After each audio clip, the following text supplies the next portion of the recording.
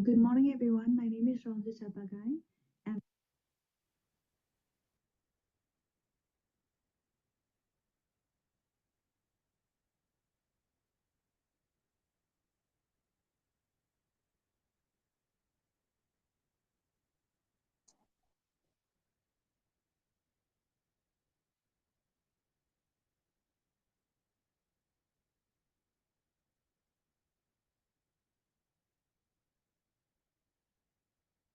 the topic of my today's presentation is enabling climate resilience through integrated modeling. So, this project is funded by Future Drought Fund from the Australian government, and our project partners are Charles Sturt University and the University of Melbourne.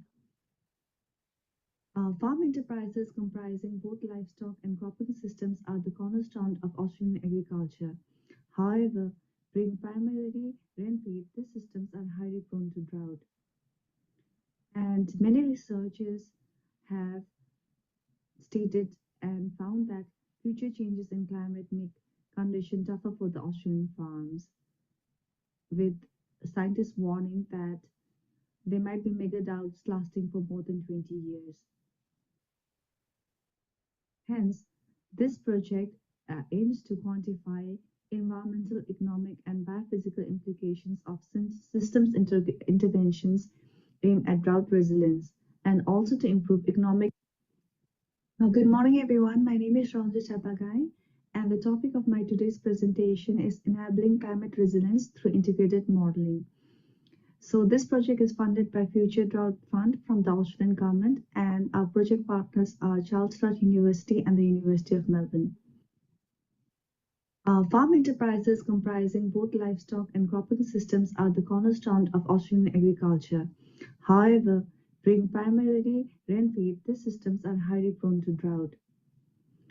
And many researchers have stated and found that future changes in climate make conditions tougher for the Australian farms, with scientists warning that there might be mega droughts lasting for more than 20 years. Hence, this project aims to quantify environmental, economic, and biophysical implications of systems interventions aimed at drought resilience, and also to improve economic, social, and environmental resilience to drought and the changing climate. This is the overall methodology of the integrated system modelings. The trials are being conducted at Dookie, Wagga Wagga, and Avondale in Australia. So the Dookie and the Wagga Wagga treatments are mixed farming treatments as well as continuous cropping only treatments, whereas the treatment in Tasmania is still grazing treatments where there's only livestock. So basically the historical and the future climate along with soil characteristic and the different interventions are fit in the crop model, which is AgMIP next generation that we are using, and the outputs from the AgMIP are used for the economic modeling, and we calculate the different biophysical, economic, and environmental outputs, and then determine the resistance and the resilience of the system. So in terms of the environmental assessment, we are now in the process of calibrating and validating our model for the soil carbon. So initially we conducted a sensitivity analysis to determine which parameters in AgMIP are most sensitive to soil carbon. So based on that, we are trying to calibrate AgMIP in the order of phenology, biomass, yield, soil carbon for multiple sites, and we have used sources from the literature for the long-term soil carbon measurements as well as biomass, yield, and phenology. So since this is the initial phase of our trials, and our trials should be conducted for a period of 4 years. So for this presentation, I will be talking about the cell grazing treatments that we are conducting in Avondale and the modeling for that.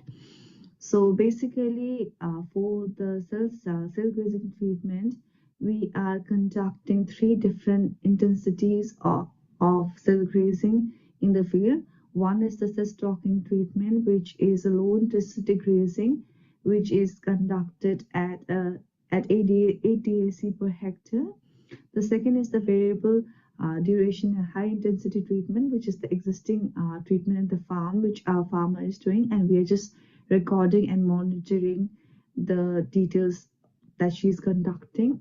And the third is the fixed high intensity grazing treatment, which practically may not happen, but we just wanted to test how would our soils react, or what would be the outcome if we went to the extremes.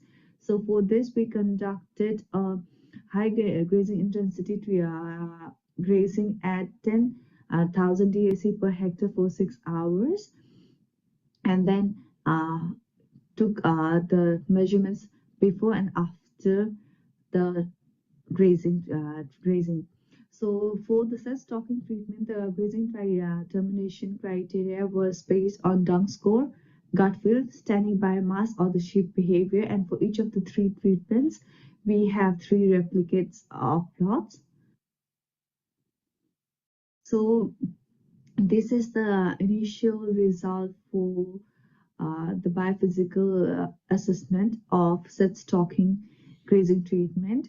So initially we encountered a problem of weight loss in oxen. So we spent quite some time trying to figure out why our animals were losing weight. So for the set stocking treatment, the animals were left in the field from 8th of October to 13th of January. So, and based on the grazing termination criteria, the animals were taken off the paddock. So, in our paddock, the animals, in an average, started the grazing at 36 kgs, and by the end of grazing, in a 3 months period, nearly 3 months period, they weighed say 46 kgs around. But in our models, initially, the ships were losing weight up to 24 25 kgs. So we tried a lot of things for that, and at the end we developed a manager script and changed some of the pasture parameters for photosynthesis, mainly focusing on temperature, and could then solve the problem of animal weight loss in the model. And the good thing of Opsim is we can try a lot of different stuff in the as well as assess the condition of the animals and how much they intake and all of those stuff. So basically, we still need to calibrate the model now because we don't have proper data from the field. We just had one treatment, one grazing treatment that took place. So, and now at the moment, the model life weight at the end of grazing period for 24-25 was 43.5 kgs. So, which was pretty good from like, from the initial weight loss phase. But we also found, like, if you look into the plot, that animals were losing weight on 20 for the grazing of 23-24 for that period. So which from our analysis we found that the previous year the rainfall was comparatively very low from the mean, hence the following year there was low biomass as compared to the other years, hence the animals were losing weight. And practically in the field, in such scenarios, we would be using supplementary feeding, so which explains why the animals were losing weight. We are also, for this project, conducting an economic modeling where we would be using the biophysical data from the model to compute earnings before interest, tax, depreciation, and amortization, which is EBITDA. And we aim to calculate the cumulative EBITDA as well as the deviation from mean across time, which we think is particularly important for the economic resilience analysis. And as a part of the economic modeling, We are also developing an economic model to capture the price cost variability. So we are developing a stochastic model for that purpose. Uh, Basically,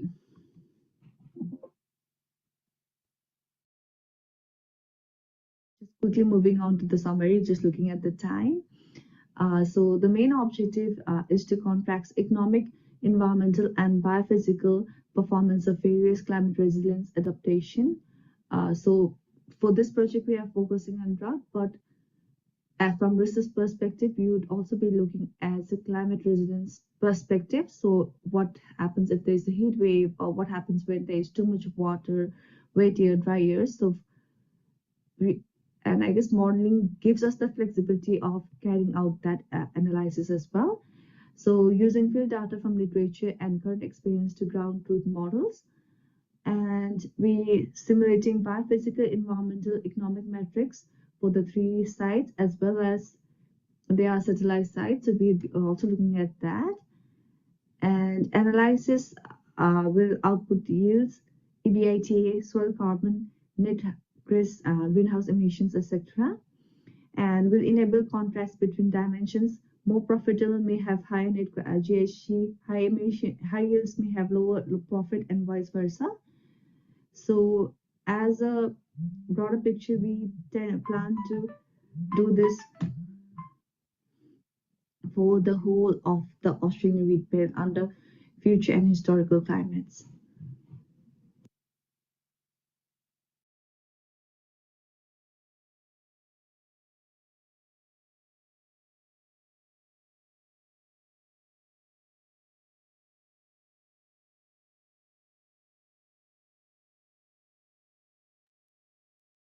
Sorry to interject. We still can't hear the room online.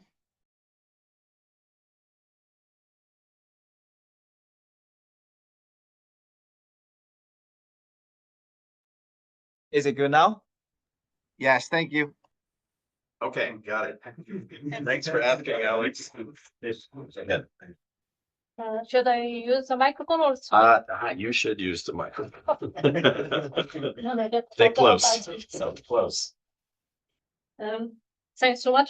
Samar Tahir from Icarda, and today I'm going to share with you one of most recent products, which is an integrated platform for smart nitrogen management. And actually, this platform is designed to fit with the requirements or the needs of the intensified irrigated system located in Swana region, which is a very arid region in the world. And this region is, or this system, this type of system, are highly remarkable with a high use of synthetic fertilizer. The recommendation of this scientific fertilizer usually taken based on the Planck recommendation, national Planck recommendations, which resulting in a large range of under or low application. I don't know why. Should work with the clicker has left, right. No. This one should be high. Oh, that's one. That's one, yes. Oh.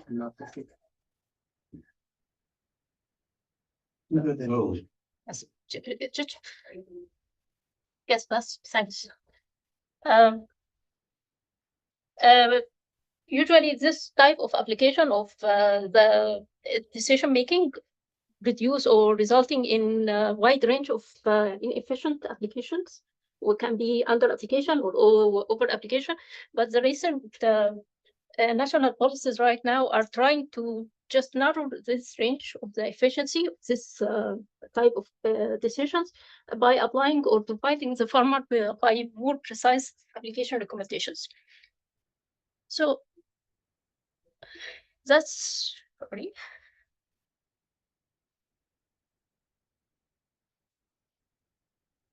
So the aim of our work here, those images, those two images, actually just to give the sense about what we are talking about.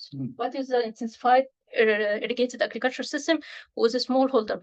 Each one of these polygons actually is one field for one water. It's really crazy to manage. Our aim is to introduce a low-cost and easy-to-use advisory tool to help farmers to take the fertilization decisions. And this tool can be one of the possibilities to reinforce the farmers to involve more in conservative agriculture. First question to develop this tool was about what type of models that we have to use. We start first with TSAT because it's very powerful in simulation of crop responses. But previous experience shows that TSAT gives some underestimation for the nitrogen dynamics, especially under those high yielding intensified system and arid region. So we started to think about the other option, which is the ABSIM. ABSIM, of course, is better in simulating soil dynamics, but again, TSAT is still better in crop dynamics. So as a final decision is just to leverage the strengths of the two models and integrate both of them in one platform. This is the structure of our platform here. The structure of platform, of course, starts with the input here. Here's the core of the calculation, and here's the output. For the input, of course, we should start with characterizing our fields for the systems that we are simulating. We're starting with our asking the user to insert their soil type, weather conditions, and on-farm management. Most of the farmers, for smallholder farmers, doesn't have enough information about soil types, their soil conditions. So in this case, we equipped our platform with a database based on national resources that can just capture the GPS location, find the information of the GPS location of the user, can give the farmers or reduce the soil file of the platform. For the weather data, we usually base on the national services, or sometimes if in the league of or the absence of national services, we have some data. We get some data from web servers, and of course we have another part of weather data, which is forecasted data. For this, the second important input that we are asking the user is to identify the targeted crop yield for that he's really targeting to have at the end of the season. And this section of the input, just we are asking the user to take very normal RGB images, horizontal view images, and we are using this images in machine learning, image processing, hierarchy, or algorithm here to produce at the end or to predict the leaf area, actual leaf area index, and the stress index based on the actual condition of the field. Here's the core of the calculation. In this core, we can see that we start with ABSIM to simulate the soil dynamics and use this data that came from ABSIM as an input for the soil file or erosion conditions for TSAT file. And of course, we get here from this section of the inputs, the leaf area index and the stress index. And also the core have here the built-in nitrogen yield response function. And this response function working with TSAT and iterative run across a range of nitrogen treatments to fit the curve of nitrogen yield curve.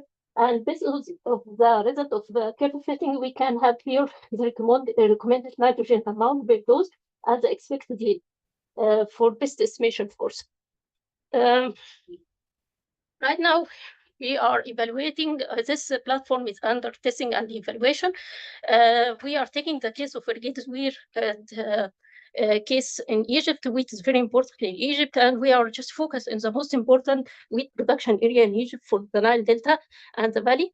And in this area, actually, this is the recommended or the blanket recommendation of the nitrogen here. And the recommendation also is applying the nitrogen in 2 doses, 40% and 60%, between 45 days and 68 days after planting. That's why we are asking the user usually to take one photo after between 40 to 45 days. And based on this photo, the platform can calculate the core in nitrogen application that needed and split it to 40 and 60%. And after that, between 50 to 60 days after planting, we are asking farmer again to take the second photo and to refine the remaining amount of nitrogen. Okay. For the built-in real the response function, for right now we built our function is built from meta-analysis of more than 400 Egyptian published papers between 2010 to 2020, and our focus only in the clay soil inside this region.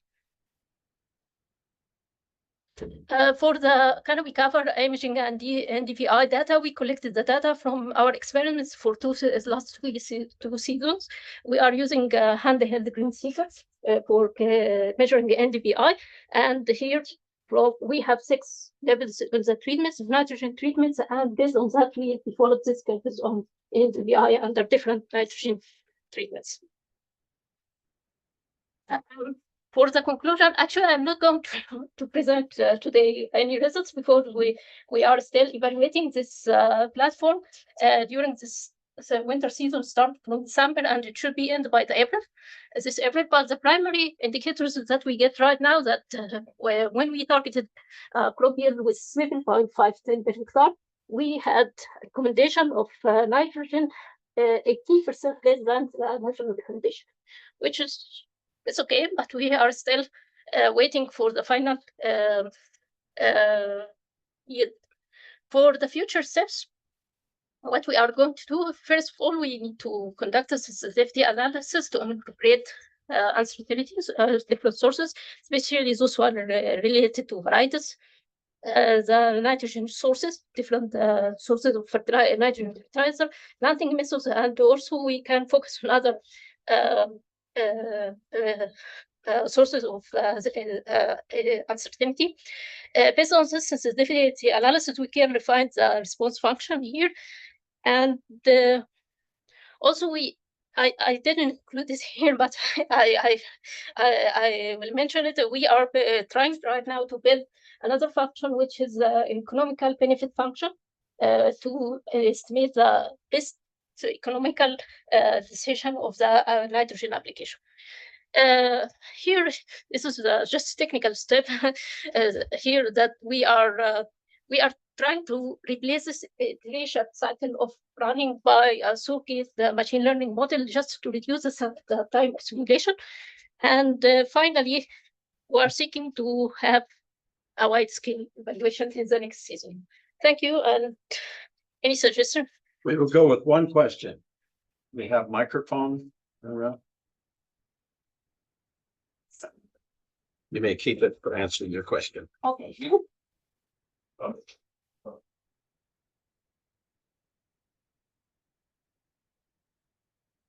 Great work. Is really interesting to see. The yield estimate that's coming out of DSAT as well. Is that coming out in a site-specific way, or is the yield target it's 7,500 across all conditions? When you're trying to build your nitrogen budget, you're giving them the advice. Yes. How is the yield target being determined? Your question about the targeted crop yield. The target crop yield usually is set by or suggested by the farmer or the user based on the national average or the average in their zone. So when we targeted here 7.5, because in the last 2 seasons we give this is the average of the last 2 seasons of the best yields that we had.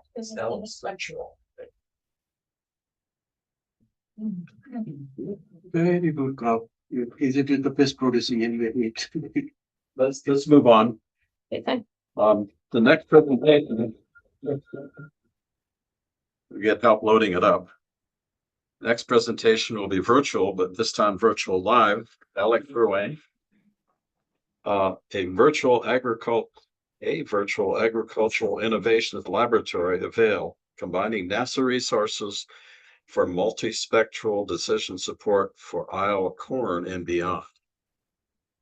Thanks, Ken. I'm hoping there's somebody in the room who can advance slides for me. Okay, well, yeah, I'm going to keep it short because I know we have a very tight and busy session here. I'm Alex Ruane from NASA Goddard Institute for Space Studies and Columbia University. I'm also the AgMIP Science Coordinator. I'm going to tell you about a new initiative that is funded by NASA that is particularly exciting because it combines the federal government with NASA, the land-grant universities in the United States with Iowa State, and a major private sector group, the Iowa Corn Growers Association. And the basic idea is how can we combine the best data and models so that we can have different perspectives on what's happening in Iowa. Next slide, please. All right, so again, NASA, of course, is looking down at fields with weather information, with vegetation satellites, with soil moisture satellites. The vegetation satellites can basically see what's above the ground. The soil moisture can see the very surface. And we look to crop models because they tell us more about the entire plant, telling us things about the basic genetics, environment, and management conditions and how they affect the crops. And then, of course, we can go beyond with models to look at alternative environments that have not yet been observed, as well as connections to markets and other things like that. Next slide. If you press one more time, it should start an animation here, which is a demonstration of the power of computational systems. Maybe click on it, or okay, go back and then just click on the image. Didn't work. Is that better? All right, so as this zooms in, I'm hoping it's working online. We have a lag. This just shows you the power of the computers. We have run simulations for Iowa at 30-meter resolution. The green areas are soybean, the yellow areas are maize. And as the years tick by, you can see the variations. You might also see some county borders because we have incomplete information, sub-county level. And bright colors means high yield, and dark colors are low yields, like the drought in 2012, where it gets very dark. So we are now able to do these simulations with computational systems that we really didn't anticipate at the beginning of AgMIP back in 2010. And as it zooms all the way in, you'll see that we're picking up even differences in slope and soil texture and other properties within fields. So this is really no longer an excuse for us to say our computers can't do it. Now it's a question of organizing. And as the first speaker was, or one of the earlier speakers was saying, you know, sometimes it takes 2 days to do simulations. You know, we are trying to support innovations, which means we don't have to be real time as much as find interesting insights. Next slide, please. So the concept of Avail was to recognize that we do a bunch of things well, but they're not really brought together and integrated to the extent that they should. So here being AgMIP, let's start with the far left, crop models. This is what we do well. And many parts of NASA don't do enough with crop models. So part of our incentive here is to get people better interested and aware of what crop models are able to do. But we know that crop models would benefit from constraints that come from remote sensing information on the top, from satellites and drones, as well as this new revolution in ground observations with measurements literally coming off combines and tractors. Farmers know that these data have value, but they don't really know how to connect it into decision-making or other kind of scientific endeavors. So we want to build those bridges. Of course, we want to look at the effects of weather and climate, and then machine learning provides new opportunities for us to connect all of these things and make sure that we are getting added value beyond these individual components. So if you'll advance to the next slide, just wanted to highlight the way that Avail is thinking about time. We want to use a little bit of our focus to look at the historical period to validate and make sure we understand what's happening in the past. But there's a big interest in the near real-time applications, as well as forecasts towards the end of the year. Beyond that, the forecast skill drops off very quickly when you get to the 1 to 2 year time frame. And then we have some interest in the long-term projections. But this is not the typical AgMIP project where we're only concerned about climate change. There is a big interest in whether these systems that we're innovating are useful on a faster time frame. You'll also notice at the bottom that the resources each have their own capabilities. Remote sensing is something that goes back several decades, but the information has gotten higher and stronger with recent time. But of course, it doesn't go beyond today. There's no future outlook in remote sensing. Same thing with ground observations, where we see this exponential growth. Weather have different data sets that track the historical period, with forecasts kind of fading rapidly in time, and then climate projections likely fading towards uncertainty in society as you go farther out. But crop models really are this unique thing that helps us go across all of these different time horizons, probably best configured for today. Whereas something like machine learning, we can use all the way back in the past, but as we go further into the future, we have this degradation as we move out of sample. Next slide. So I wanted to focus on this new revolution in ground observations because it's so exciting. With all these new data coming in, we have plans to set up a farmer advisory council with Iowa corn growers. That's going to help us identify representative farms and collect information across these representative farms.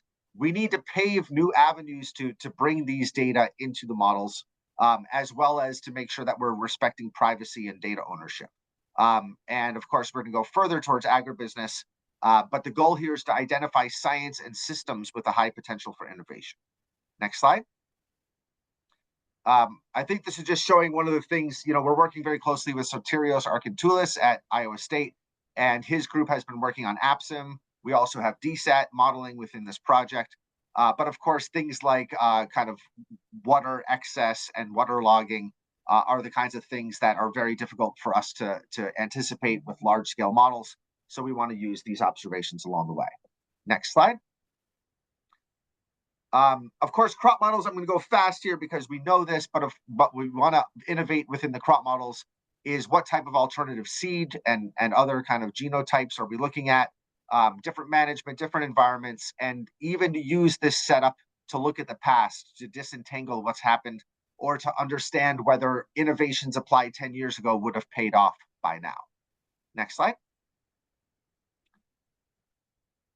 Of course, we also know that these systems are not static, and here's some work by Sotirios that has shown that cultivar traits have been changing over the last decades. Management has been changing with earlier planting dates and higher planting densities, for example. And of course, we all have seen the weather change over this time. Next slide. The machine learning is also kind of exciting and new.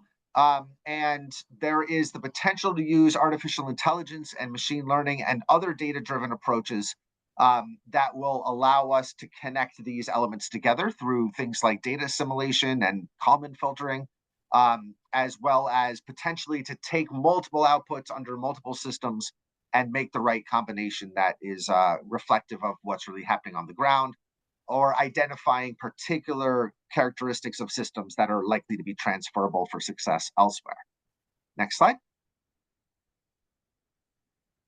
Just to give you an idea, we've mapped out within the DSAT modeling system, at least, how different sets of input data may feed into a data assimilation process. And we've divided it into three main categories, kind of prior to season as you're configuring, calibrating, and initializing the model. And then within season, with driving weather conditions, but also shifts in crop and soil state variables, management, crop processes. And then sometimes at the end of the season, we might have a post analysis adjustment around things like pest damages or floods or other things that we know occurred, but were not modeled. But every time we bring in a new data set, we have to think about translating it from the observation into a model type parameter, reformatting, figuring out how bias adjustment can be done in a way that is effective, and then assimilating across multiple biophysical parameters, because we wouldn't want to change things like the leaf area index without also recognizing shifts in leaf weight and biomass and changes in nitrogen and water demand and other things like that. So this is where we're really innovating right now in terms of crop model development, is we want to create a system that will advance dramatically the way that DSAT can do data assimilation. Next slide. So Mei-Jan Yang, a postdoc here, has already presented on this a couple days ago, but we have created something that we call a central assimilation module within DSAT that allows you to bring in observations of all of the variables that you see on the screen. And we are now going through doing a lot of sensitivity tests, sometimes with real data, sometimes with just synthetic data, to hit with a hammer and see if it responds the way we'd like. For example, in the upper right, you see what happens when we adjust the leaf weight on day 100, and you can see different scenarios spreading out what happens to the LAI.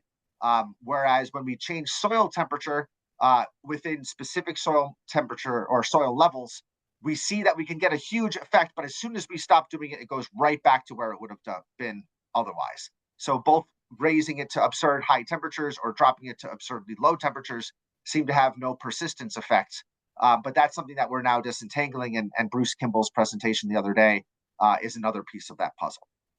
If you'll advance just once, you'll see a box pop up here, just to note that let's see, I don't see it yet. Could you advance one click? It doesn't seem to be popping up. We're about a minute over too, Yeah, Alex. I'm almost done. Hold on. Okay. Okay, well, can you advance the next slide? Okay, there's the thing. What I just wanted to say is sometimes state variables are directly adjustable, but if you're adjusting something like a flux or a calculated variable that is not actually persistent or tracked in the model, you can find yourself just spinning your wheels with no real effect. If you'll advance to the next slide. Yeah, I'm going to skip this one just to say we're operating on different scales in crop reporting districts and at fine scales. And if you go one further, and then hit it one more time, hopefully all the, yeah, maybe just advance towards the end here. These are the summary slides. Avail is going to allow this kind of scientific process to engage with farmers to explore alternative systems. It starts and in many ways ends with having a really high quality configuration of the major systems. And we want to integrate all these data sets to have insights across time horizons and think about proposed investments and more. And I think with that, press advance a couple more times, make sure I get to my end slide. Yeah, scientific foundation. That's it. Thank you so much. Okay, thank you, Alex. I think all of you know Alex's address, so if you've got good questions on us, ask him. Okay, our next presenter is also virtual. Is Peter Mwangi. Are you online?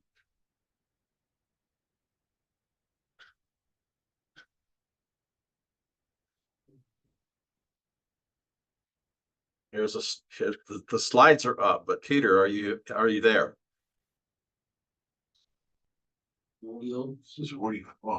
I don't see the name in the oh wait, I do actually. Mwangi. We see the slides. Yeah. I'm there. There you go. Okay. Peter wants to use an aquacrop model to look at GIS for enhanced decision making in climate smart agriculture. Go ahead, Peter.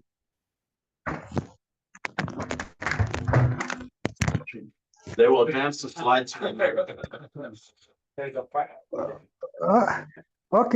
That's my first slide. So, okay. Go. My project, I would like to use aquacrop. It's an aquacrop model approach. I want to integrate with the geographic information system in order to enhance decision making for climate smart agriculture.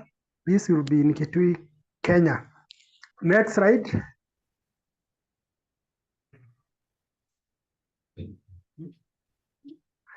So basically the purpose is just to calibrate and validate the aquacrop model for a specified figure millet variety within a ward in Kenya. So basically I'm going to calibrate aquacrop model, and it will be used for day-to-day monitoring of crop growing out in the field. So you can go to the next slide because of time. So the main problem we found in this place that the future climatic conditions of this county have not been sufficiently analyzed. And so, although we have information about soil survey, but the information is too general in that it cannot be used for any recommendations for understanding future climate conditions. Next slide. So it's just a continuation of the problem, and because it has not been possible to understand the interactions between the soil, the crop phenology, and the weather, I found that it will be better understood through calibration of aquacrop model, because it seeks to understand the interaction in the soil profile and the crop phenology, as well as the weather conditions. So basically, that's why we want to model using aquacrop model. And we have said, although we have qualified extension officers, but they are not able to offer proper advisory services because of inadequate information. Next slide. So it's basically just a continuation of the problem. So you can go to the objective, directly to the objectives. Next slide. So the purpose or the significance of the study, once you have been able to calibrate aquaculture model and it is integrated with the geographic information system, and this information is available to agricultural extension officers, they will be able now to offer real-time information to farmers. For example, I've given there, for example, during the beginning of a cropping season, the officers can run a simulation which will show the condition of the soil profile and will show the movement of water in the soil profile the whole of the cropping season. So in case there is need to make any adjustment, maybe within the cropping cycle, they find that there will be a dry spell. The extension officers will now be able to advise the farmers early enough so they can take measures to rectify the situation. So the whole essence is that the aquaculture model could be run at the beginning of cropping season so that it is known in advance how it will be. In case there is a chance that the crop are going to wilt because of a dry spell, then farmers can be advised early enough so that they can take up soil and water conservation measures. So that is the significance of the study. So to achieve that, we can just go to the objectives.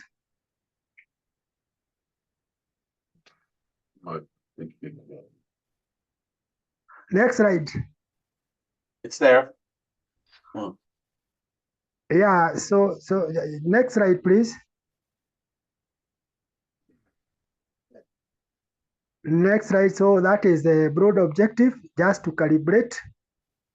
You are going to calibrate and validate the aquaculture model and develop a participatory geographic information system. So the specific objective is actually to calibrate the aquaculture model for finger millet production in the study area.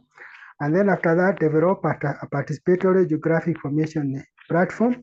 So once you get the output from the aquaculture model, it will be fed into participatory geographic information system so that it will now help the agricultural extension officers and other stakeholders in making informed decisions.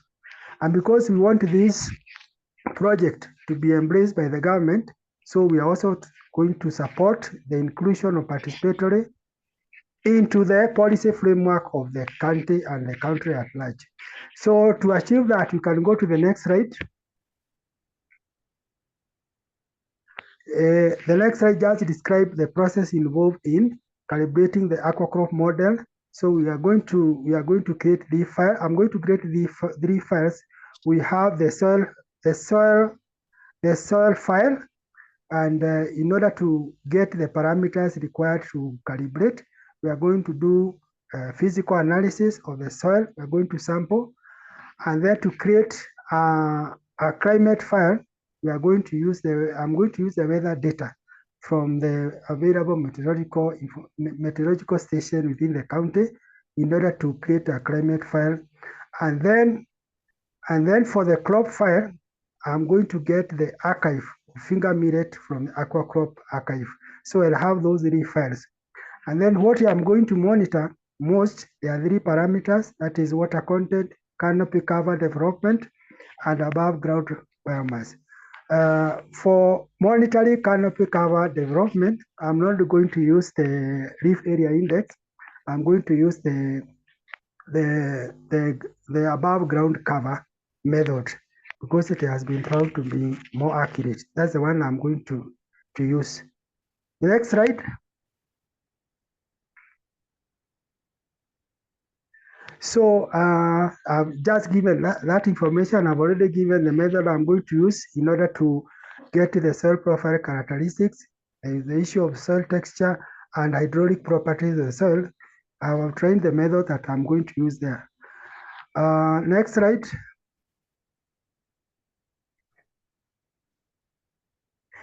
And then I've also explained that where I'll get the weather data is from the nearby weather station, which is there. And then I'm going to use the default conservative crop parameters values found for finger millet in aqua crop. Those ones I'm not going to change, but in order to calibrate, they are the non-conservative crop parameters, which I'm going to adjust as the crop is growing out in the field.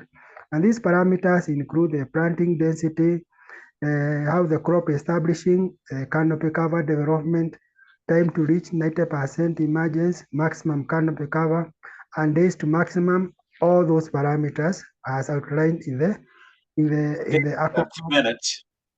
Yes. Okay, 2 minutes. Next slide. So next slide.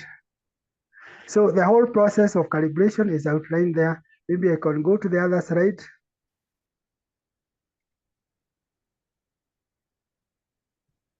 Next slide. So next slide, those are the objectives. I've just outlined how I achieve them. So we want to see what are we doing to get after this calibration, and then inclusion of the participatory geographic information system into this approach. So we'll have the output. We'll have aqua crop calibrated for finger millet for production in Kitui County. It's something that has not been done before. And then you have participatory geographic information platform that will be anchored on a mobile platform, so that this one will now be available to agriculture extension officers.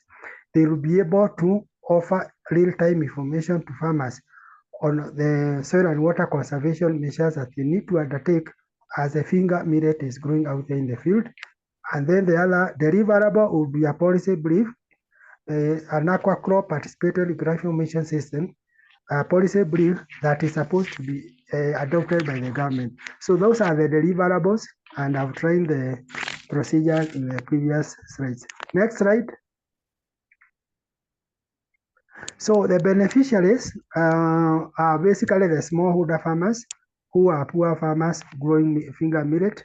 They are the ones who are likely to benefit, because from this intervention, when they will be able to be advised correctly when to take soil and water conservation measures, having been informed by agriculture extension officers, there will be increase in yields, and that is very significant. And then there will be, in terms of social impact, there will be improved access and utilization of social services, which as a result of increased income. And of course, the agriculture extension officers will really benefit, because this platform will allow them to offer real-time information to farmers, something that has not happened before. And of course, the government is going to benefit, because from the policy brief we are going to prepare, this one will now be anchored within the institutional framework that support farmers advisory services. So the benefits are. So I don't think there is another slide. Next slide. Okay, I think we're good. Yes, that is it. Okay, thank you, Peter. We need to hold questions. We need to hold questions. Yeah. Let's go on with the next presentation by Sia Busa Ukalani.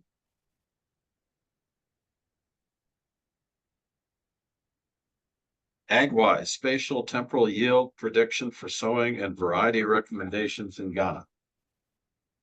Sia Busa. And you need the mic too.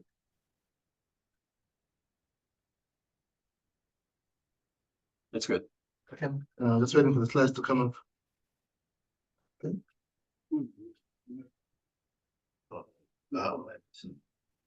Okay, good morning, colleagues. My name is Siabusa Mkuhlani. I'm with the International Institute of Tropical Agriculture. I'm based in Nairobi, Kenya. Oh, doesn't matter. Okay. Yeah, advances only. Okay. And so we've been developing this approach that we call AgWise. Basically, it's responsible for building or determining agronomic recommendations related to fertilizer, and also related to sowing dates and variety recommendations. But for the purpose of this presentation, I'm just going to look at the part that deals with sowing date and variety recommendations. The other part that deals with fertilizer, AgWise, is out there in the poster. So I think maybe if you haven't seen it, you can come in the afternoon during the tea time or of that time, and then we can discuss about the fertilizer recommendation with regard to AgWise.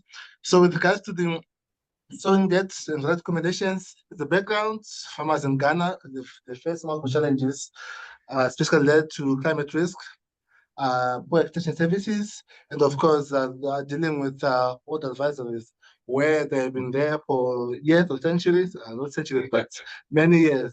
So they need to be updated because of climate risk, degradation, and so on and so forth. And this has caused poor productivity and insecurity amongst farmers.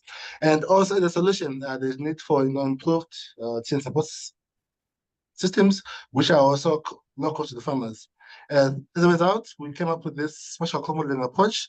It's not new to us, but basically we are dealing with soil and variety stability recommendations in scale, and we're also facilitating it by wet, dry, and average season. So this means we're able to determine soil needed variety in very dry seasons, very wet seasons, and also in moderate seasons as well. The methodology, how does it work? Basically, we are using DSAT model, and then we're specializing it using the DSAT package. And then we are also coupling the specialization with the special diagnostics such as soil from ISREC or from ITA, rainfall, timing, and radiation, of course, from AgriFish at the resolution of 5 by 5 kilometers. But of course, this can go very high or very low depending on also on the combination capacity and also target. And we are using the CGS computing environment, which is more like a supercomputing platform that we have where we undertake these classical simulations. And calibration of the model. So we took some calibrations that were done by Gilles McCarthy et al. For Ghana, and this is a medium season variety. And from then, because the requirement was to have a short, a long, and medium season, we didn't have data to calibrate a short and long season variety. Therefore, we then made a synthetic variety, and now it's a bit questionable. But we went to literature and then determined how a short and long season variety would look like for Ghana. In this case, 90 to 100 or up to 130 for long. And then we packed it up with full experts, and then we discussed, and then they agreed that the simulations are okay for short and long. Therefore, we now had 3 varieties. And the period of simulation was 2000 to 2022. And then how did we classify the wet, dry, and average? So we used the at one index, in this case, where the surface temperatures are about 0.5 degrees Celsius, it's an El Nino. Below that, it's a La Nina, and it's in the middle between 0.5 and 0.5, it becomes a neutral scenario. So that's how we classified our dry, wet, and I think the average years or so. And then with regards to the digital specialization framework, how do we do it? So first of all, we downloaded the data sets from AgriFish chips into computing environments. After that, with a set of scripts, we then determined like the coordinates that we're going to be using, and then we downloaded the data for the different bounding boxes, and then we got it timing, and so on and so forth. And then from there, we then process the data using scripts to then generate the DSAT files for weather and for soil. And then from there onwards, we then generated the DSAT files, and all this was done at scale, at every 5 by 5 kilometers. And then from there, we then did the simulations again, at scale again for every 5 by 5 kilometer boxes. So the results are as follows. As follows. So for Ghana, for example, in this case, we got a yield gradient across different phases of ENSO, and also across different varieties as well. So in this case, in summary, alongside the varieties, I think they did well under La Nina conditions. But I think under Nino and neutral, the yield were a bit on the lower side. The medium set varieties, they were a bit on the table size. They also didn't show much sensitivity to different Nino neutral medium conditions. And then short varieties, they had very low yields, which also maybe an issue to do with genetic limitations, but also, of course, maybe shows also very, very high stability. Because if you go to the, and also there was a gradient as well, based on geographical regions of Ghana, where, of course, in the northern and central parts, I think there was a bit of a interaction between the different phases of Nino neutral and Nina, and also the southern regions, of course, they had very, very, very low yields, despite, of course, the phase of the Ento. And then with regards to the yield stability, I think we see a similar pattern related to the yields, where, of course, alongside the varieties, they've got, high yields, but also very high variability, which also a sign of also low stability. And medium season varieties, I think they had, an average response and also okay stability and also okay shield as well. But then short season varieties, very low yields and also very, very, very high stability, which is okay, but of course for the farmer, which is a good thing for the farmer.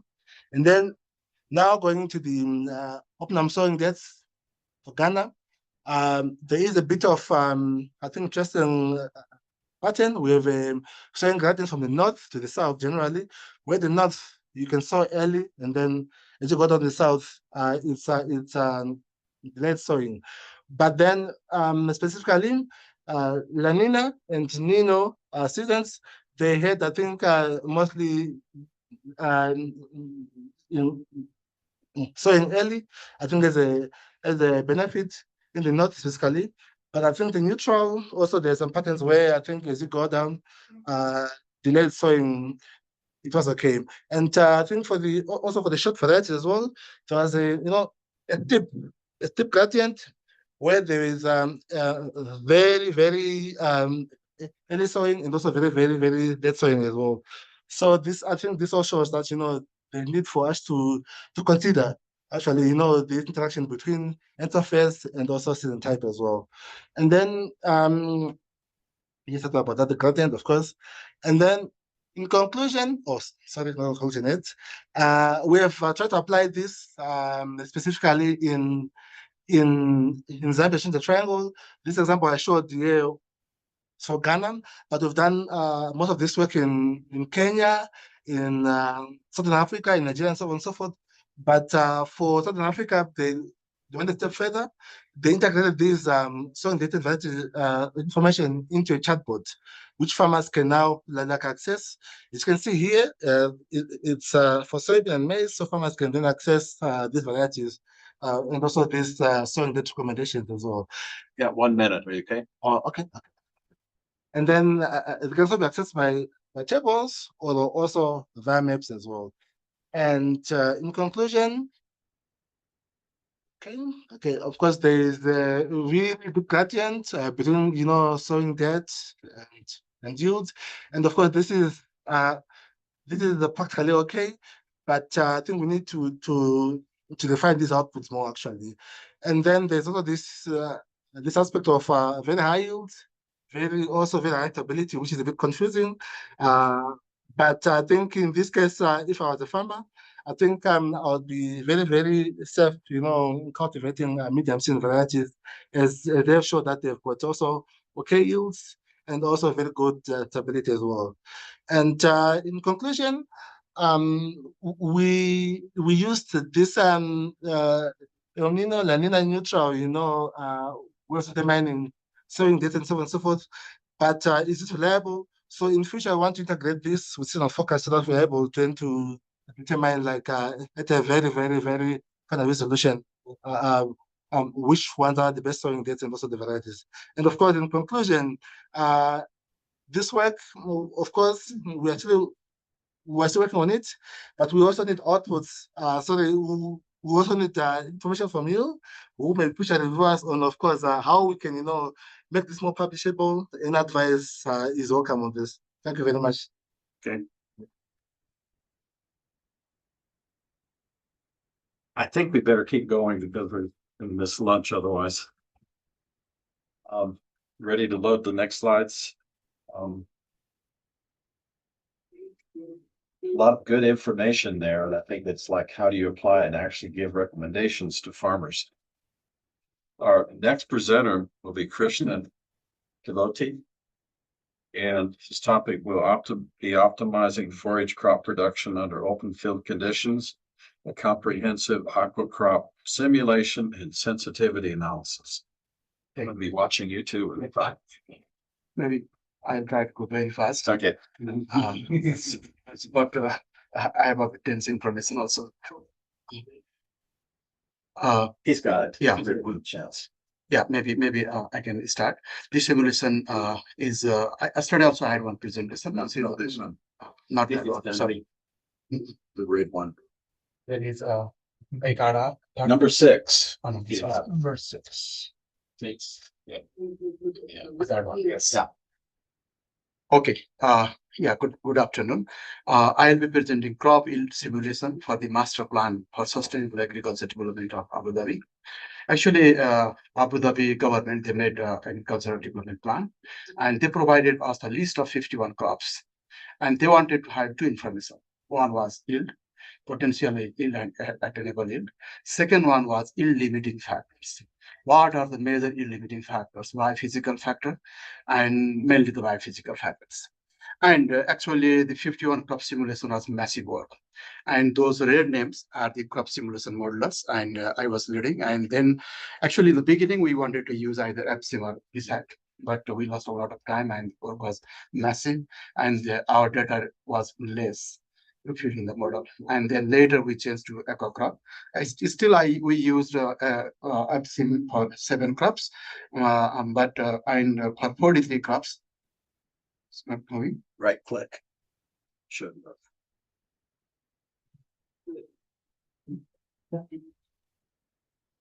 This one, yeah, that's okay. Oh, But his okay, yeah, yeah. Objective, as I said, is to develop the master plan for Abu Dhabi Emirate, and as I said, 51 crops, and mainly two type of field and sensitivity analysis that's mainly affected in the for the yield and yield, yes. And for the sensitivity analysis, for the 43 crops which I'm presenting here, we focused only for the soil salinity, because in dry land, soil salinity, drought, and heat are the 3 major challenges. And here I'm presenting the result of the soil and irrigation water salinity, because the work is a lot, not possible to present all now. Yeah, this is maybe I'll discuss other. Yes, so. Those are the name of the crops. For example, annual vegetables. There were 11 annual vegetables. Forage crops, mainly the perennial type of forage crops. 9 forage crops, and then food crops. Beans, root, beetroot, and 5 food crops.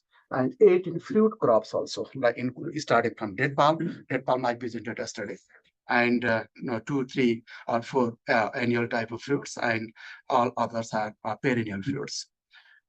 Yeah, and then when we started to look the model existing in the model, for example, EPSIM has this one and this one, but many of the are missing.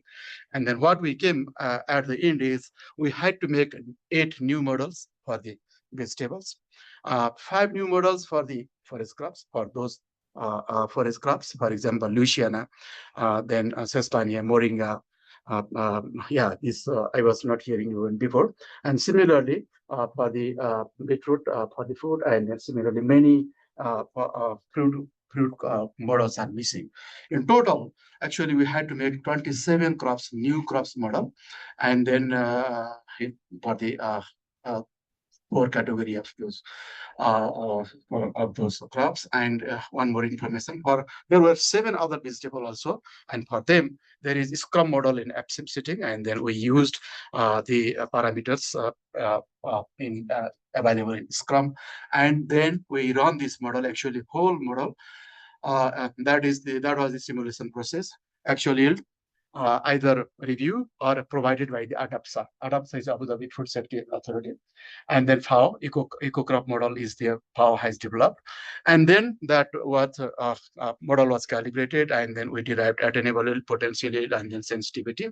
As I said, for sensitivity, we focused only on ECE and ECW, soil and water salinity.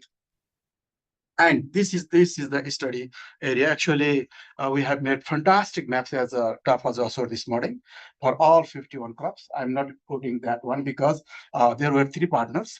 ICARA was simulating providing the simulation result, and there is ESR. And ESR made all this mapping work. And then ADAPSA and FAO, they were technically also supporting, mainly 3 regions of Abu Dhabi. And then 180 for those 170 farms we used for the those, and then huge number of simulations we carried. Then data set, maybe I'll not go through this in detail because a lot of information. Anyway, those are the data set, soil related data we derived either from ADAPSA provided or EASA provided. And then target crop requirement, as I said, eco crop, this also we used extensively to derive many of the crop parameters.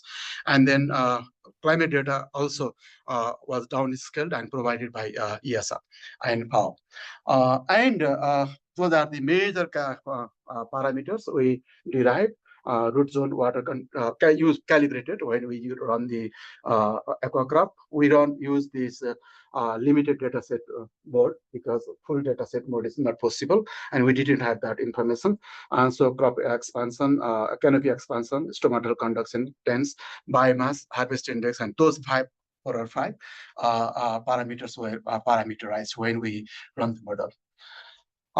This is the result. I'm not reading all, just my message here is mean yield, measured yield, this is simulated yield, yield difference, and then we calculated the yield difference, and those are the references. Actually, there were several meetings and 2 conferences organized, and then all those partners, they visited and went through one by one, and they agreed on these results, simulation results actually. And FAO is publishing this very soon in the form of book. Similarly, for the annual crop like alfalfa, Lucia, this is, and those are the references. And my message here is yield difference in almost all crops less than 20% measured and simulated yield differences, including for the fruit tree also. Looks like in this condition, eco crop did good job because of the considering the soil salinity effect. This is the some result and distribution of the annual vegetables. Maybe again a lot of information, but my message here is big difference. This is the potential yield, and that is the attainable yield. The potential attainable. See, looks like this crop is more suitable because attainable is better than this crop. Here is suitable. This is this all is under open field condition, by the way. We simulated did the same simulation under greenhouse as well as shade house condition also. We changed the climatic types, and then we run the model. And this is better than this one, of course, is not doing good. This all is under open field condition. Similarly, it explains like this. Similarly, annual and perennial forages, alfalfa came a bit small, Louisiana, and then looks like this is more suitable than others. And here the message is this is dryland, drought. Oh, sorry, I'm finished. Drought, salinity. So the information comes like many of these crops requires the protected farming system also. Quinoa is doing very good even in the open field condition. Then similarly perennial fruit trees also, papaya, banana, mango. The butternut is also doing good. Then final result, how we may come up with for the whole suitability mapping for those crops is like this. This is palm ID 170 and lat long, and then those are the parameters we derive for each of the crop. And then we run the model, and then we derive the suitability for those crops. Just example, soil salinity. By the way, there is very good reference of the from one of the power scientists, and then Westcott, we use that one. Similarly, example, and then here is also the references for the optimal values, and we made this, which is those biophysical as well, which is either optimal or not. Conclusion is science-based agricultural planning. Actually, modeling did very good science-based backend for the suitability mapping, this is.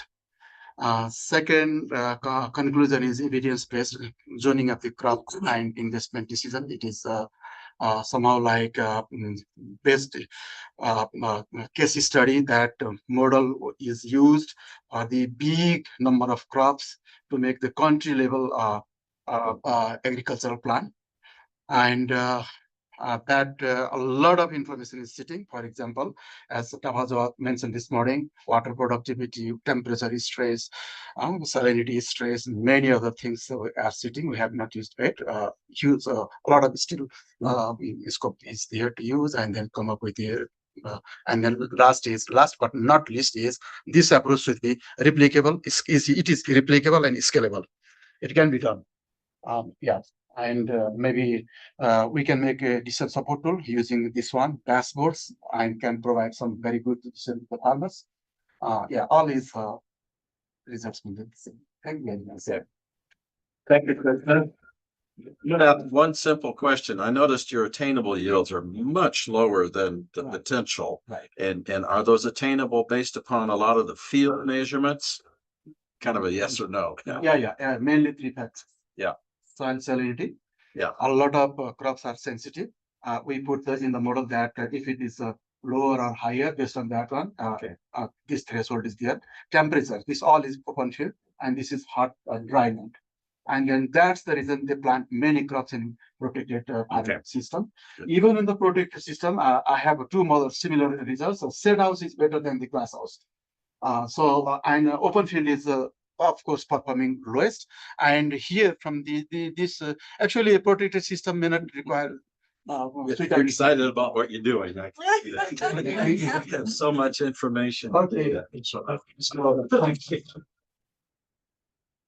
Next presenter will be Felix Rufmeyer, and the topic will be data-driven irrigation management for everybody. Question mark. Is that what that means? Yes, I put a question mark to not. You did. You like that.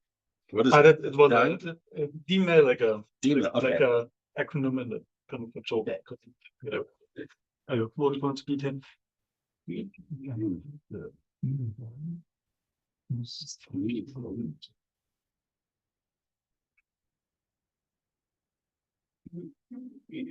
Yeah, maybe quickly say some words about myself. So I'm kind of privately here, but I have a background in hydrology and crop modeling from the Technical University of Munich, and this led me to a work in Cameroon where I started to work on irrigation. The right left. On an irrigation scheduling tool. Unfortunately, I wasn't able to finish it, and I also haven't had capacities to work on it further. But yeah, I still have forgotten about it, and maybe it's interesting for one or another. So yeah, I want to stress that it's not a ready-to-use product. It's also more than a bare idea, but something in between. This is to kind of set the course. Won't be new to you, and the map is also a little bit older, 20 years, but I think it's still a hot topic. It will not vanish. Water scarcity is a global issue, and what I want to stress here is that it's unfolding in different ways. It's not only physically, it can be also due to institutional issues. And that in mind, jumping now from the global map to Cameroon, where I worked 2 to 3 years ago. It has a very diverse climate, the country, and in the north, it's touching almost the Sahel zone. And there, water is really a decisive factor. And I learned this from working with the farmers there, but also literature shows very, obviously that irrigation, especially in the dry season, is key. And I identified several drivers and trends in this region in terms of agriculture, related to agricultural water management, but want to focus only on this. Was what I identified related to the case of irrigation advisory tools. And my message here is that even though we have the knowledge and the tools, sometimes it's not accessible. So to my knowledge, there are not really free explicit irrigation scheduling tools. There are some out there, but often they are too very complicated to set up. And those who are probably very nice to use, user-friendly, they come with a cost. And this was, not accessible for the farmers which I work with whom I work with. And so my message here is to pick this low-hanging fruit and just connect the loose ends and move beyond from this crop modeling, for example, from the crop modeling tools to something easier to digest and accessible. And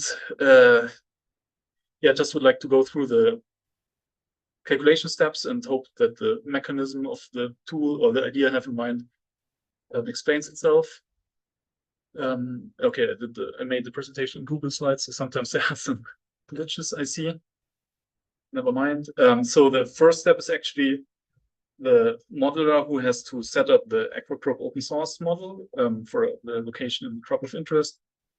But then the user should already be able to use it and execute the calculation process. So what I had in mind was just a Python script which would access open weather platforms such as Open Weather Map. Open Weather Map provides data for 5 to 8 days ahead. I guess other parameters more is probably not really useful, but less would also be an issue for at least the farmers I work with because they don't have daily access to electricity or internet. And from this, evapotranspiration could be calculated based on, for example, a hard-raised formula. And then with evapotranspiration, the program can start AquaCrop open source. It's available for Python or MATLAB. I was using MATLAB. And then after the model simulation, the tool would return daily irrigation requirements in millimeter. However, surprised, I was in Cameroon, I was facing the issue of data scarcity, as many of us, I guess. However, I could rely on a tool I had developed before. And so I think it's really key for many of these it's really key for many practical applications of crop modeling. So I want to also quickly mention it. Basically, it's a tool that allows the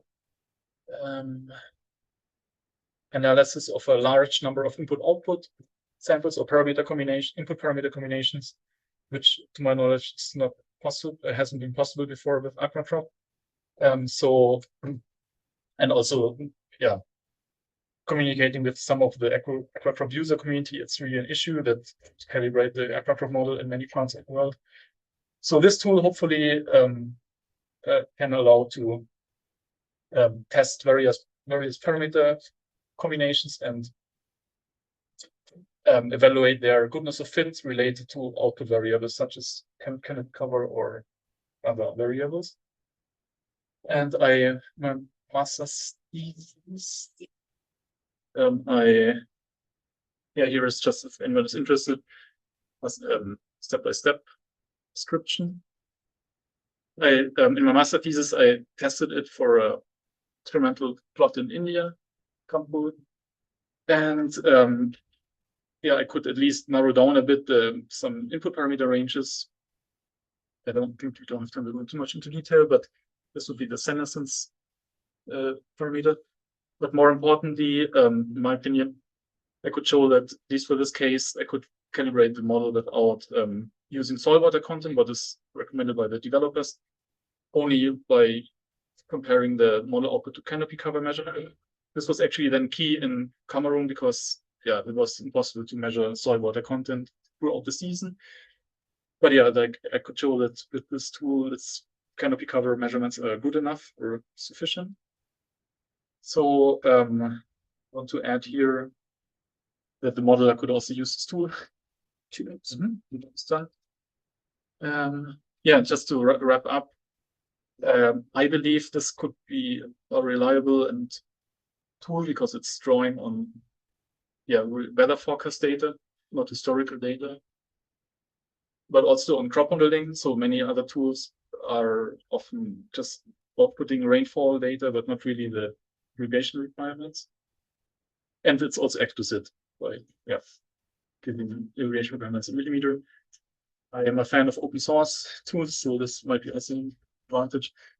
And what I could at least tell from my experience in Cameroon, it would reduce the dependence on external experts. So there are many irrigation advisors, and it's just, I think it would help smallholders.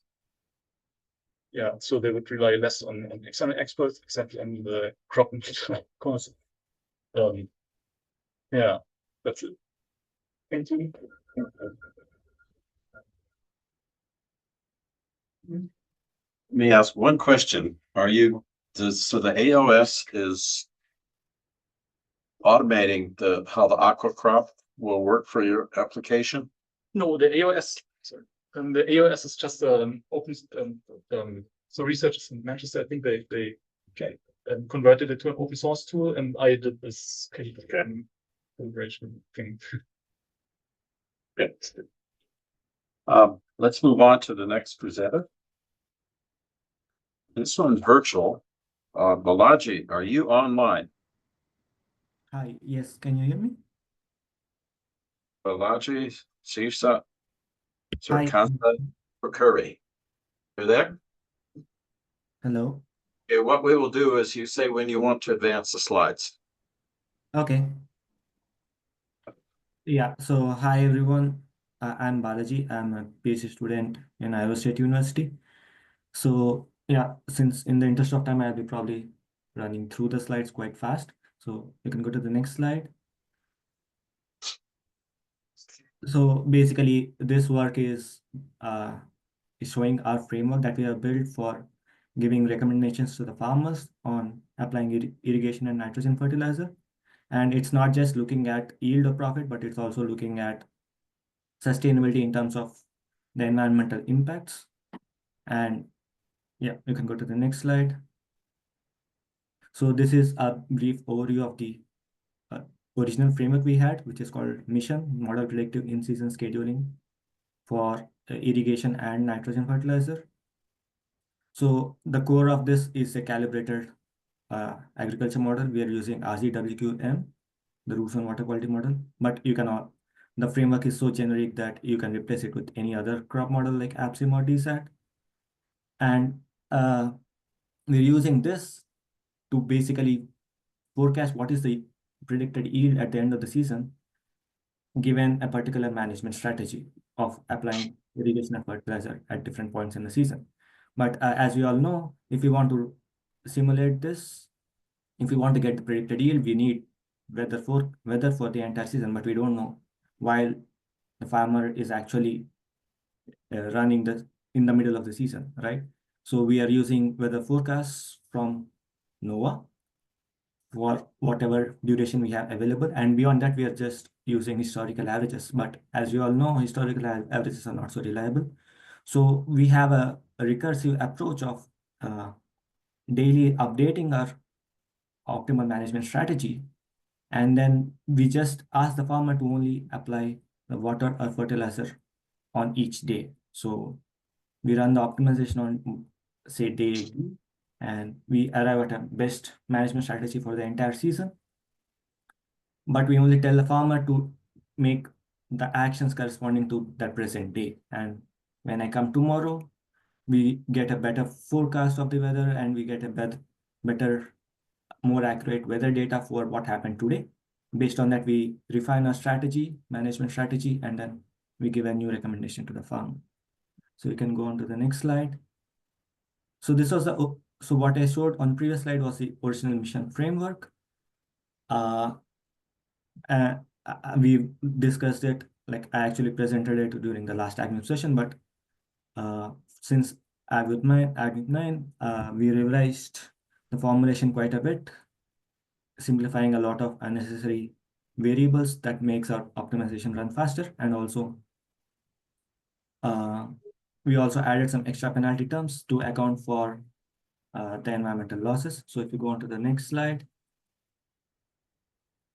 So to test our emission framework, we are working on with a USDA team to test it in Iowa.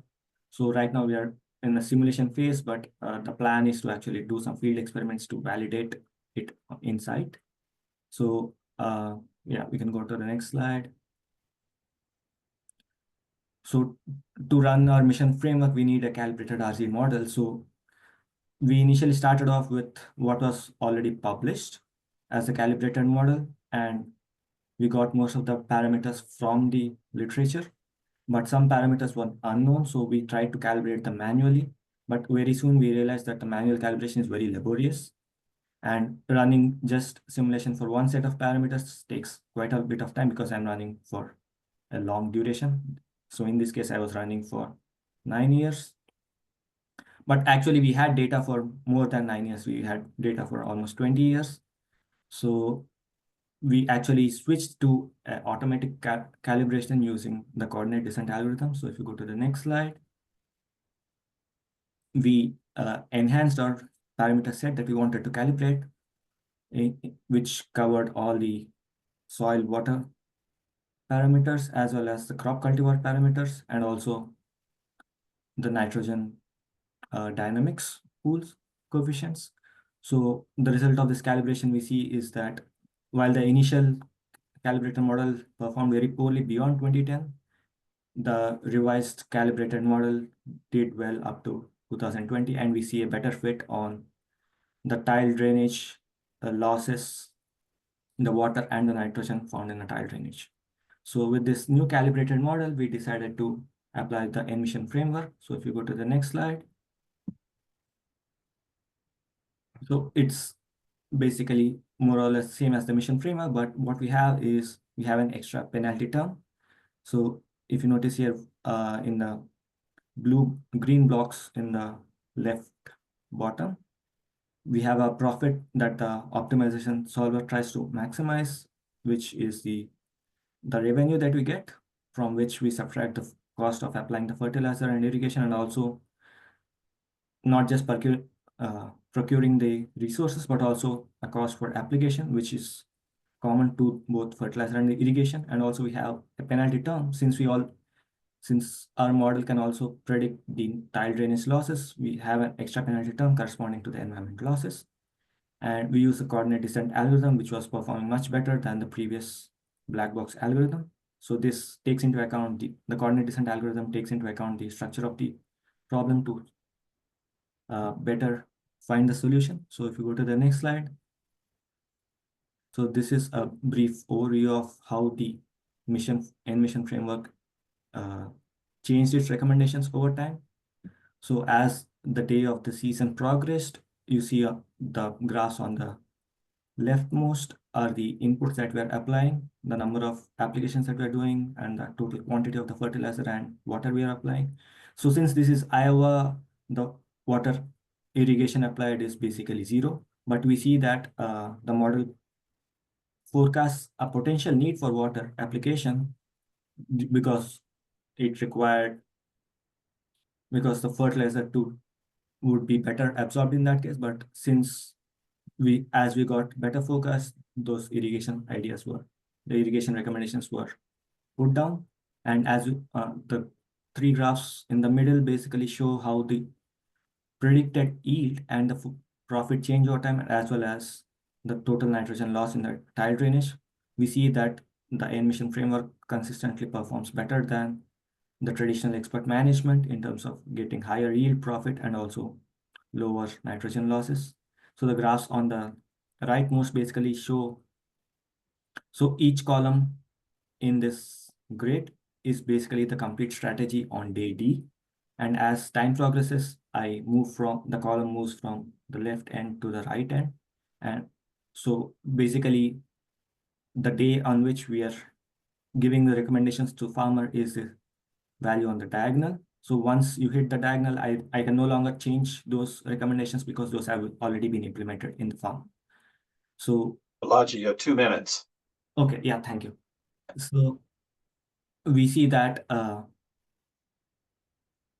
yeah, there are not much requirements in nitrogen, and the irrigation recommendations are more or less 0. And yeah, if we move to the next slide. So what we realized so we took these results to our USDA collaborators, but they said that the fertilizer recommendations that we gave are not practically feasible because the farmer doesn't want to disturb the farm after say 2 months. So we changed the application cost to account for this variable cost of application throughout the season, which is pretty much synonymous to fertilizing only within the first 50 days. And we see that with this new profit formulation, we still get a higher yield and profit. However, since we are forcing the model to apply the fertilizer in the early part of the season, we really couldn't achieve much of a change or much of a decrease in the nitrogen losses. So if you go to the next slide, this is an overview summary. We see that without the restriction of the 50 days, we get a profit, 11% increase in profit. And also the nitrogen losses, tile losses are reduced by 40%. However, even after restricting to 50 days, we still get around 8 to 9% increase in profit and a slight reduction in the tile drainage losses, which is quite good given this is a wet year. So whatever nitrogen we are applying is more or less lost in tile drainage. So we want the future steps is to test it on more years and then actually run it in the fields. So if you go on, so this is an end of my presentation. And one last thing I want to mention, if you go to the next slide, is we are also looking with different ag members to actually get a new cyber infrastructure. So we were looking for getting your feedback on any specific features you are interested in the framework, where we can host a different data models and tools that are developed by all the great work everyone is doing within AgMIP. So I'd greatly appreciate if you all can maybe fill in this form using the QR code and give us your feedback as what you want to see in the dedicated cyber infrastructure, or is there any, if you want to join us as a collaborator, please do let us know. Thank you.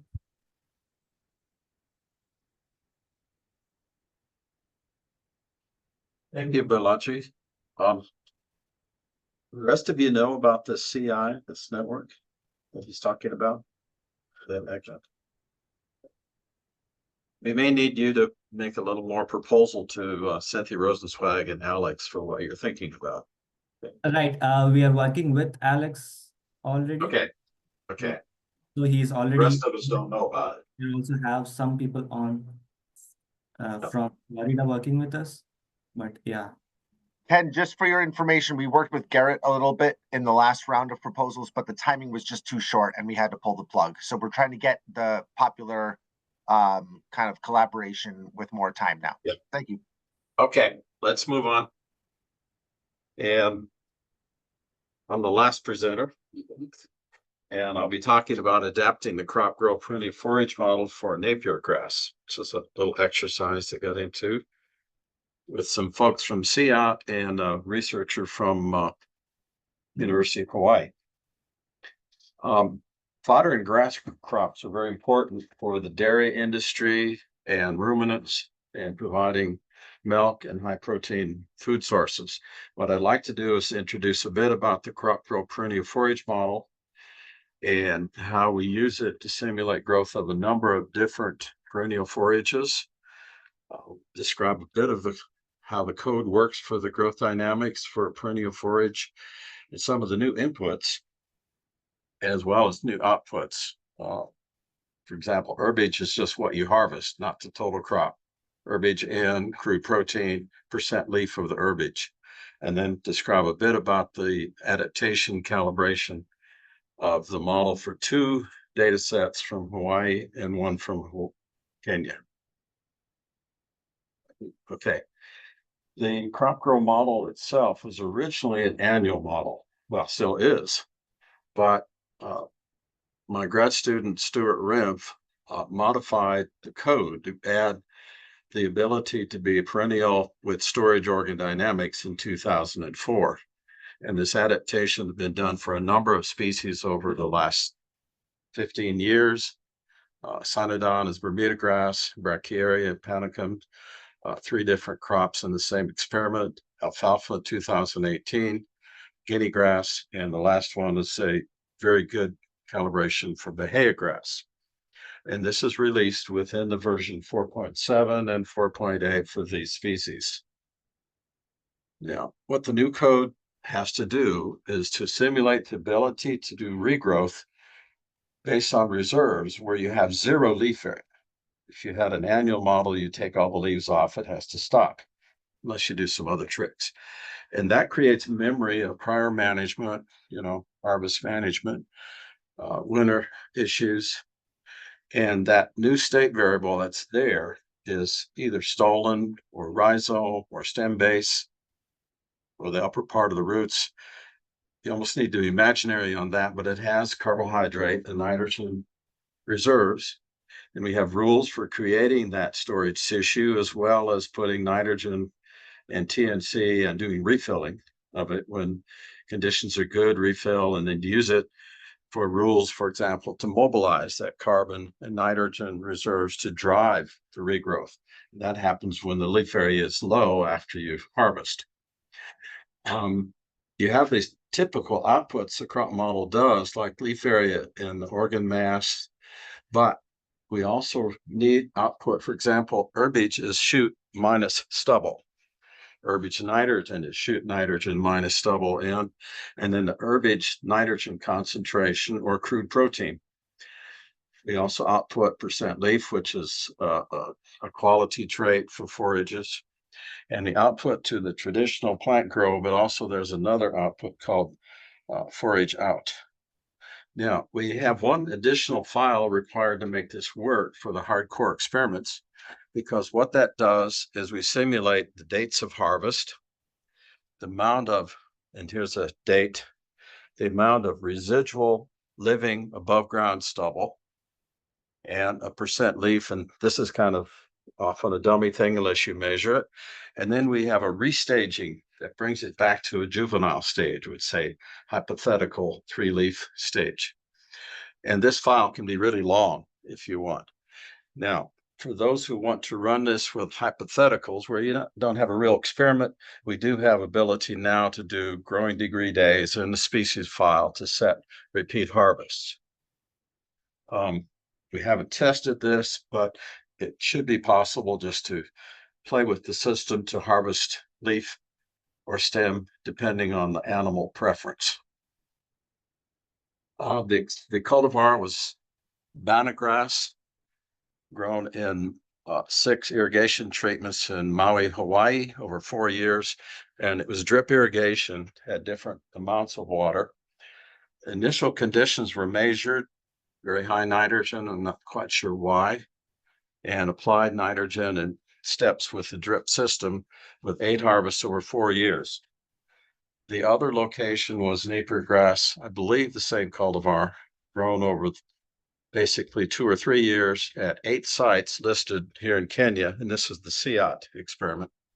It was done under rain-fed conditions, and we had low initial nitrogen, and that was a not measured, but hypothetical, and application of 50 kilos of nitrogen at the start and after each cutting for 10 harvests.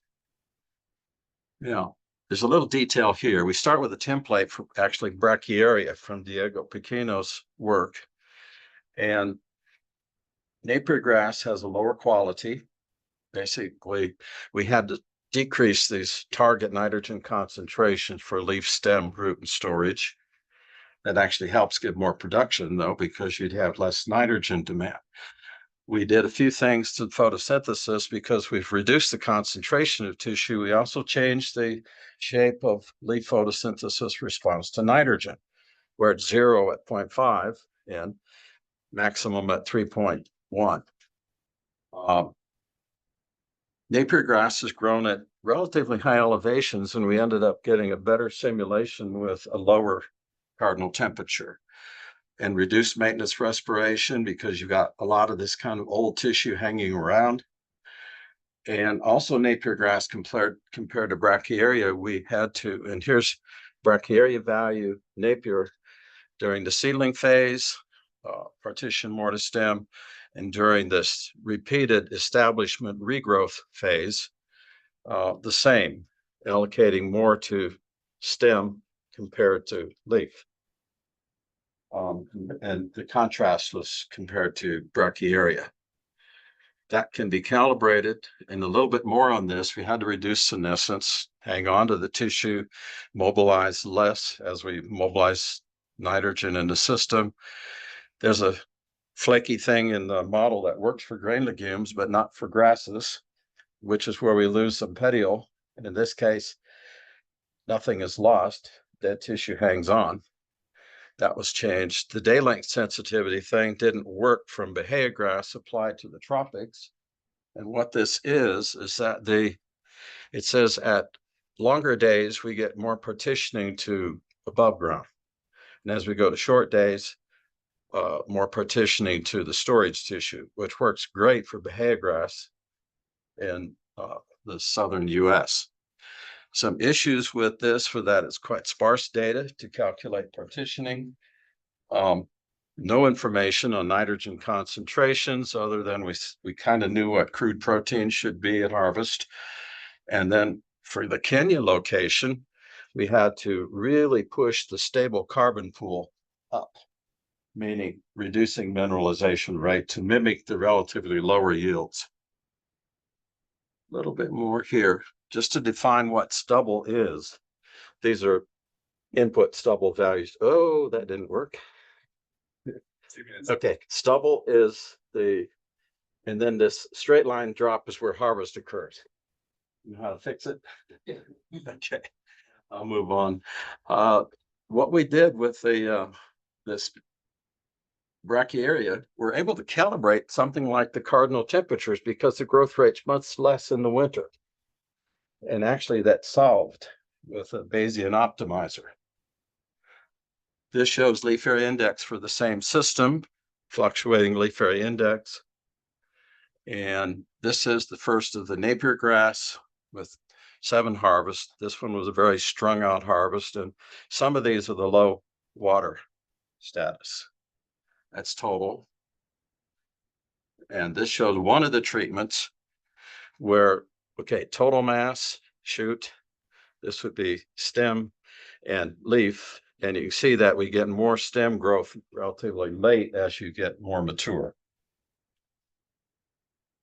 This is the herbage simulations over those, and you can't quite see the detail, but we get about 0.7 to 0.9 D statistic, not great for these 7 harvests with 6 treatments.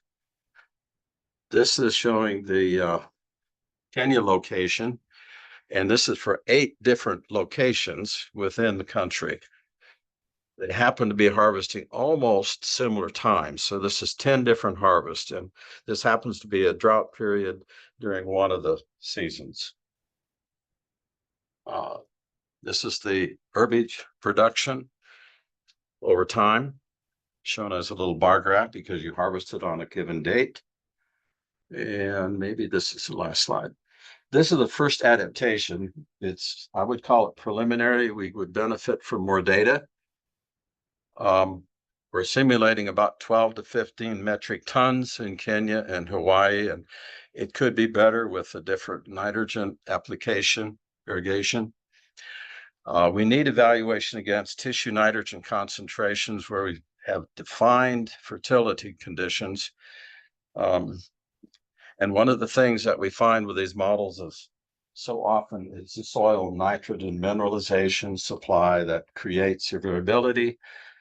So you need to be careful about calibrating a model to mimic under low nitrogen condition.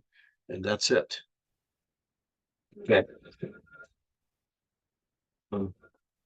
I know we've all been impressed with these 10-minute presentations. So I think, anybody have any closing remarks for the session? I was thinking for question. No questions? Yeah, one. Okay. Thank you so much for this presentation. I'm interested to know how for the modification of the maintenance respiration. Yes. Are you like for the regeneration of the sprouting of the napier of the grasses? Like, do you take into account about the root? Yes, the root? Yes. I know where he's going with this.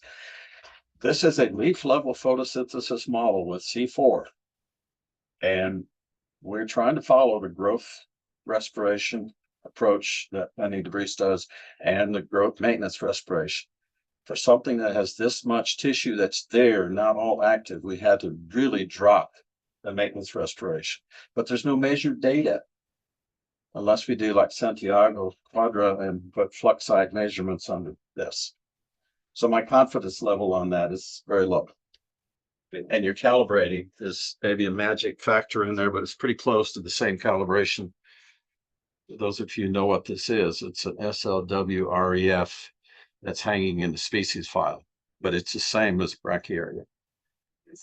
Thank you. Yeah, because I'm conducting the same experiment in Napier grass in Abu Dhabi. Yes. I have the experiment under 3 irrigation level and 3 salinity also, two set of experiments. I think our biomass will be much more higher than this one. Yes. I may reach around more than 50 ton by dry biomass in one Okay. year. Now we're going to go now. Yes. Okay, I would agree that we are not at potential. We're not at potential production here in neither of these cases. I'm also skeptical about 40, 50 metric tons because you've got this huge grass. And if you are not handling the border effect correctly, you're inflating your data. Be careful. The principle on that is you need a border line area, same species, the same distance as the height of the species. So think about 2 meters. Yeah. You've got a single isolated plot out there. And one of the data sets, I have data from Rwanda as well. Don't trust it because huge numbers. It doesn't work. In Abu Dhabi, actually, they already live. Even the DG of the ADAPSA, he already visited. Now we need to submit him the report, but every 15 days, how his Napier is doing now. He wants to see Napier very closely. That's why I asked you though about your potential yields. Compare all the attainables were really, really low. It can't all be due to salinity. Yeah. Let's call it stop because I know you want to go to lunch. Thank you all. What